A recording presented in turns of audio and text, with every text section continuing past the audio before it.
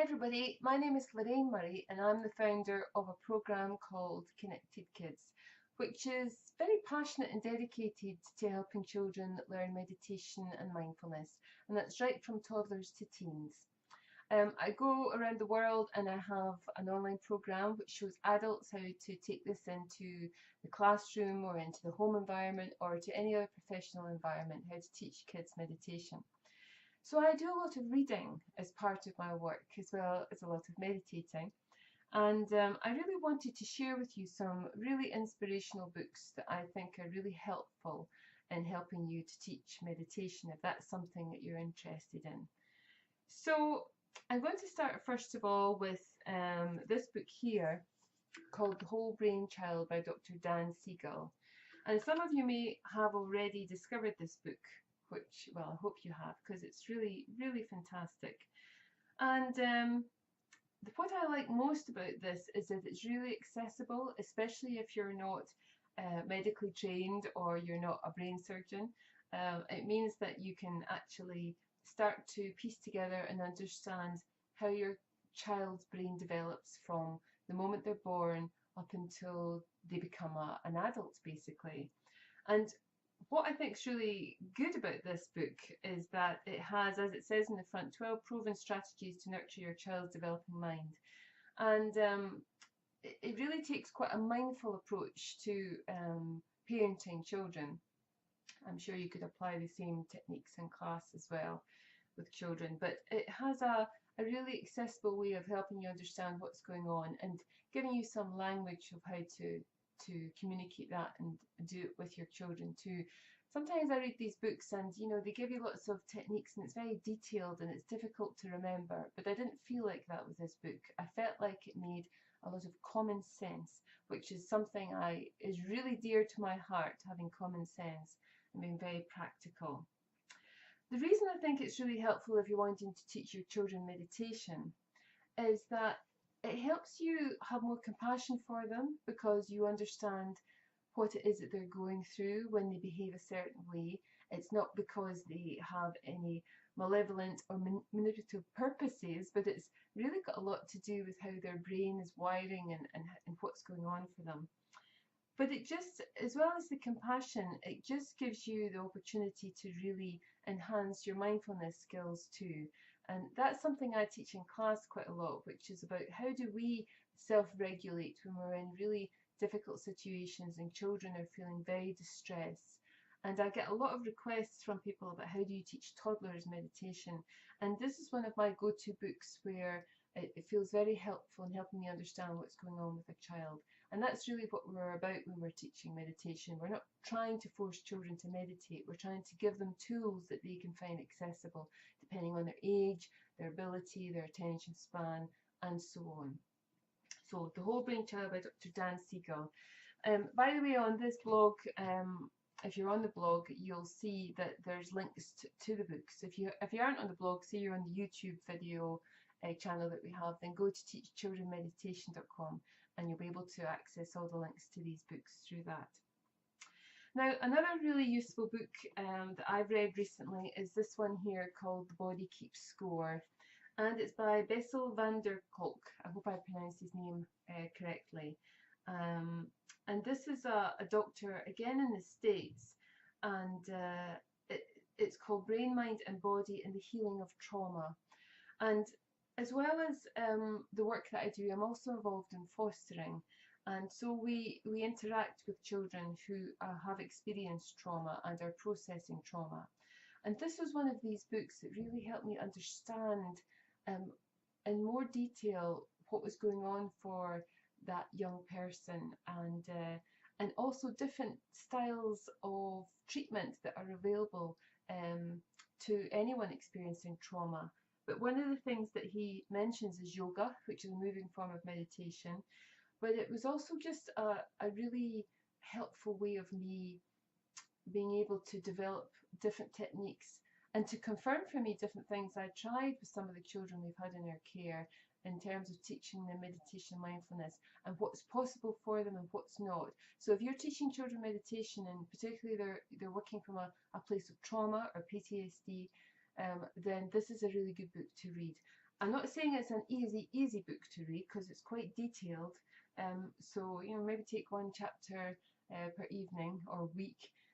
But it's really well worth delving into and to just understand it a bit more. Take your time with each chapter and really process it. Because I assure you, if you're working with trauma, this is an excellent book to help with that. Okay, a little bit lighter here we have is a book here called Into the Magic Shop. And a dear friend of mine introduced me to this. It's a neurosurgeon's true story of the life-changing magic of compassion and mindfulness by Dr. James R. Doty. Now, this book is, what is this book? It's a combination of introducing different mindfulness techniques. It's a story about a boy growing up in very difficult circumstances to become a neurosurgeon, or wanting to become a neurosurgeon. It's really told from the heart. I can feel that. And the reason that I think it's a really good book to read if you're teaching meditation is because, in fact, you could even use chapters of the book to read to young people, and then to use some of the practices that are suggested at the end of each chapter. And it would be almost like a mindfulness book group that you would run with young people. And I think it would just be really interesting for them to explore it. And it's very honest in the way that he writes and the difficulties he's faced. And I think sometimes that's what our young people need to know, that all of us, even us old crusty adults, have all experienced great challenges in our life, and yet we find these mindful and meditation techniques really helpful to come back from those challenges that we've had. So this is an excellent book for that. So that's one of my favorite ones to use. And then if you are, if you have a meditation practice yourself, which I'm sure you do have,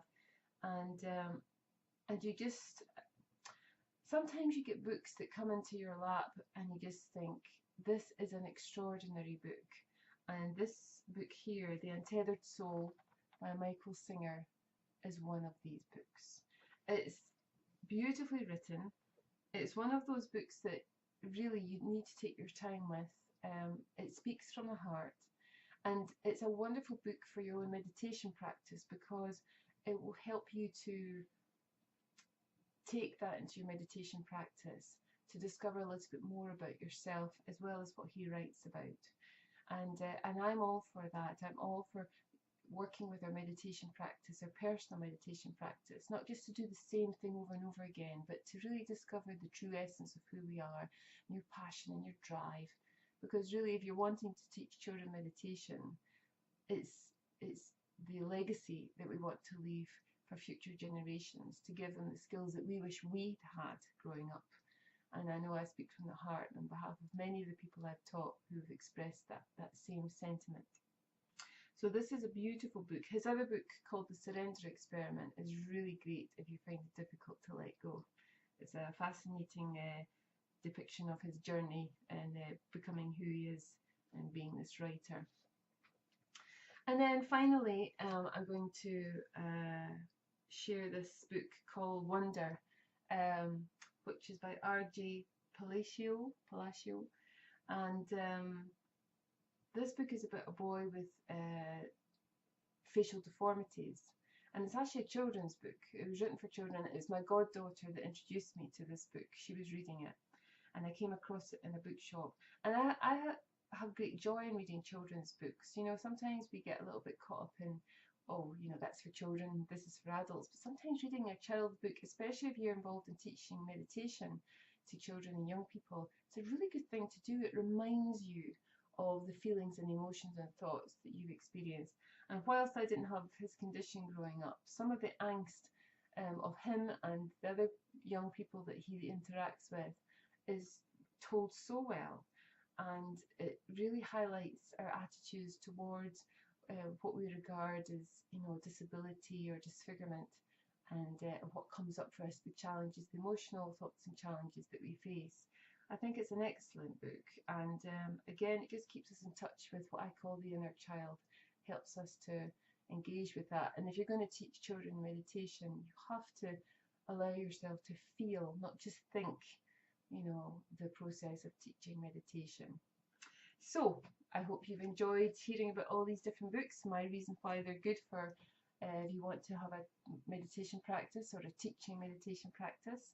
And if you've got any other suggestions of books that might be useful, then please let me know, and be happy to have a look at them. Although, like you, I have a huge reading list by my bedside table. Have a lovely day. Speak to you soon.